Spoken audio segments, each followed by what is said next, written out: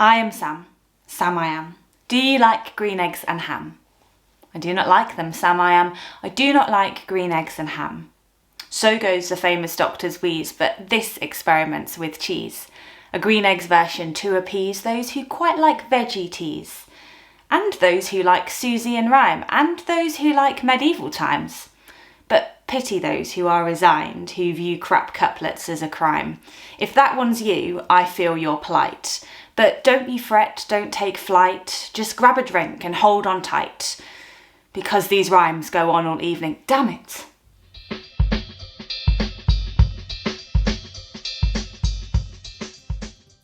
Welcome to Green Eggs and Cheese. This one's 14th century and guarantees you need no expertise to breeze through this whole dish with ease. It's called brouet de fromage, which fucks the rhythm of my homage. And fucks my rhymes. I'm age, not age. Stage, not stage. Wage, not wage. It's in Viandier de Taillevent. Yes, I looked up pronunciation. A French cookbook of haute cuisine to tantalise the king and queen. Its recipes are Hestentine, roast dove, whale meat, concerning wine, or, if you prefer Rick Stein, there's many fishy things in brine. Book's made of 4 manuscript, a 5th one got destroyed or ripped, each building on the last so scholars can compare contrast. Some versions short, some versions large. Hey, that one rhymes with de fromage. Some are missing, some are small, some may not exist at all. But this is getting far too dull. Let's journey back to medieval. Try the food when things were feudal, survival brutal, hygiene futile. Actually, if you ignore the shockingly bad half rhyme there, the whole point is moot. People bathed regularly in the Middle Ages. Do you like green eggs and cheese? There's only one real way to see if this is one dish that will please, and that's to make green eggs and cheese. To make brouet of green eggs and cheese you will need 1 litre of full-fat unhomogenised milk and 20 ml distilled malt vinegar to make the cheese. Alternatively, you could skip the cheese making step and just buy a tub of ricotta. 2 eggs, salt and pepper, 160 grams of garden peas, a handful of mint, parsley and sage, 1 small white loaf, preferably sourdough, ground ginger, saffron, half a pint of vegetable stock. Also not pictured is a small glass of white wine. Pour the milk into a pan, add salt and pepper and heat to 93 degrees, that's 200 degrees Fahrenheit. When it's reached the temperature, add the vinegar and stir. Leave to one side for 15 minutes. Boil the peas in the veg stock with the mint. Once cooked, blitz in a food processor or with a stick blender until smooth. Be careful to let it cool and try not to scratch the pan if you do this. By now the curds will have separated. Strain them through a muslin or cheesecloth and leave to set. You can squeeze the whey out to hurry this step along. Chop the parsley and sage very finely and add to the pea puree along with the saffron. Tear the bread into small pieces and crumbs and add a large handful to the pea mixture. Add a teaspoon of ground ginger and a glug of white wine to your taste. Stir the lot and bring to a boil. Meanwhile, poach the eggs in boiling water. I like my eggs soft to only poach for 2 or 3 minutes. For a harder yolk, go for 4 minutes or so. Tear the cheese in half and add half, crumbled, to the hot pea puree, stirring until evenly distributed. Top with a poached egg and serve it forth.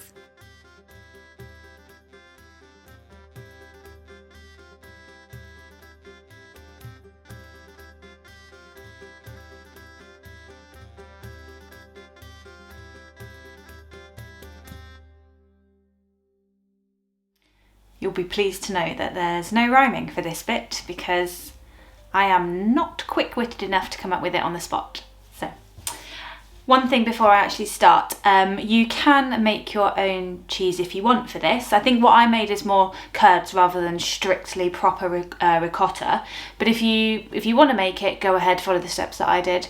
If you've not got time or, you've got a life, you could just buy your own ricotta. Other cheeses that will work well, I think goat's cheese will be pretty good because mint and peas and goat's cheese is quite classic.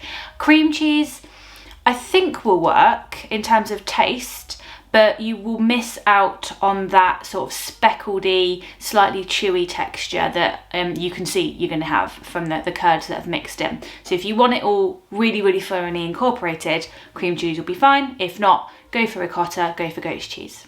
Okay, so let's see how it tastes. I have got to say that I'm pretty chuffed with my poached egg. That's come out quite nicely. Let's see.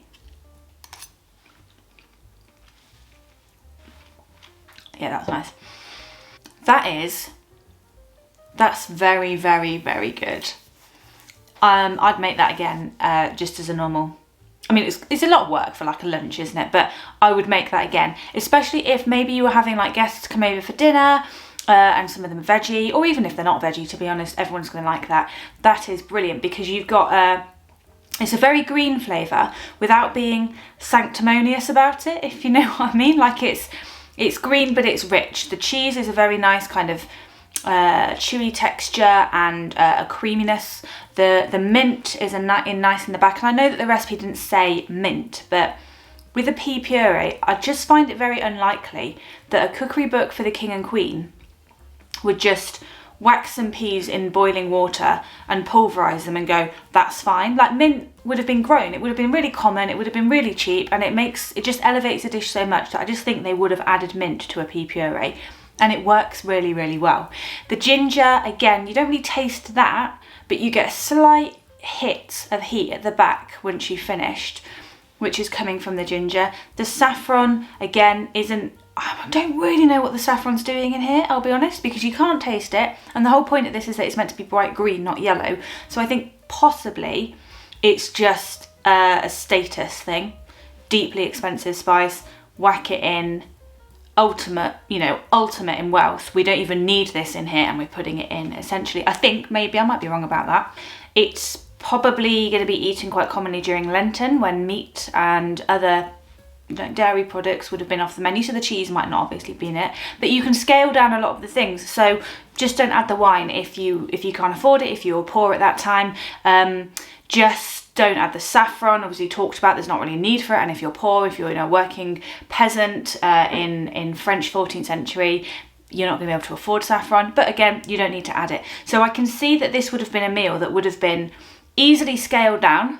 So probably the peasant classes were eating a version of it, and then the absolute upper echelons with your poached eggs and all of your cheeses and all of your spices and your wine for your monarchy. So this is probably one variant of a dish that was actually being more commonly eaten by, in some form or another, everybody else. Hopefully you've enjoyed this episode. Thank you very much for watching, and join me next time on The Past is a Foreign Pantry.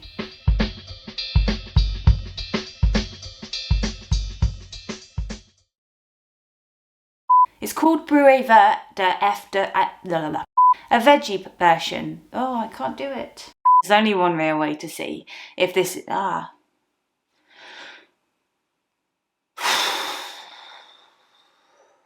Crap couplets. What? Taillevent. Feudal. Can I? There's only one real way to see if this is a dish that will please.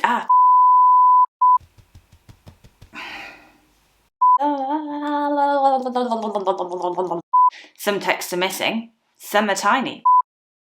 When things were feudal. Wow, did it wrong. Again.